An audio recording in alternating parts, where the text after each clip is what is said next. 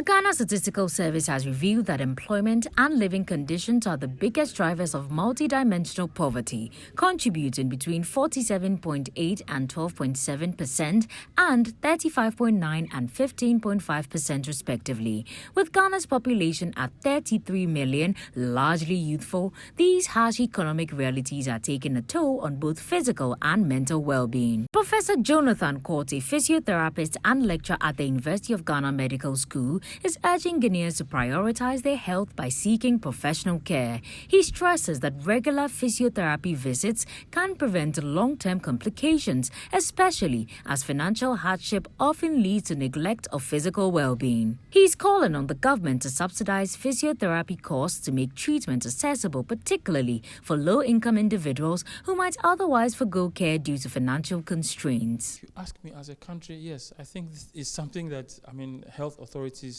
policymakers should speak about a lot.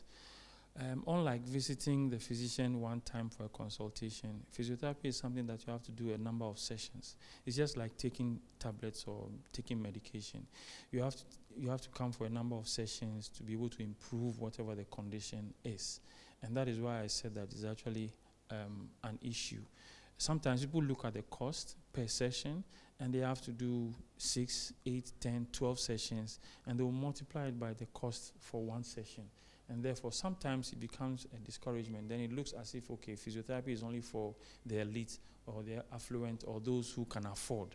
He further explains that while some treatments may involve discomfort, physiotherapy is designed to improve mobility, reduce pain, and enhance overall quality of life. As far as physiotherapy is concerned, it is not a painful therapy.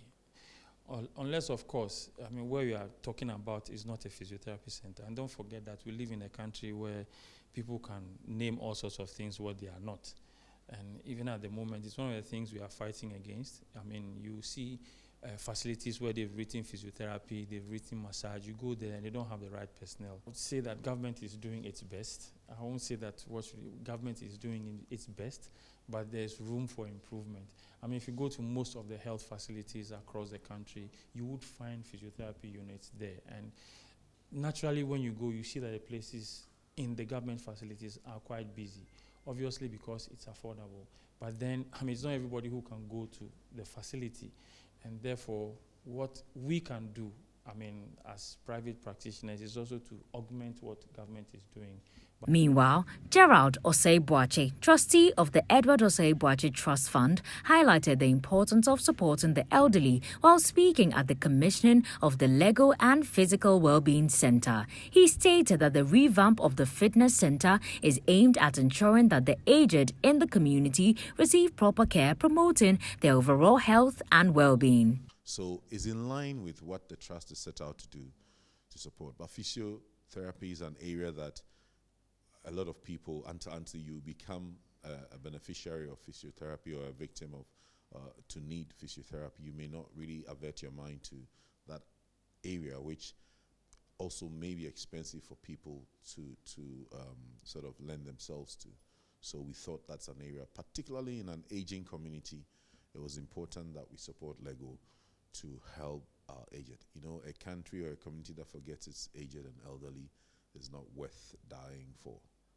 So that was our main purpose, that the trustees of the Edward Osei-Boakye Trust Fund sort of bought into the idea that LEGO should set up or provide, improve their facilities to provide physiotherapy support at a very minimum or almost negligible cost to the elderly in the community.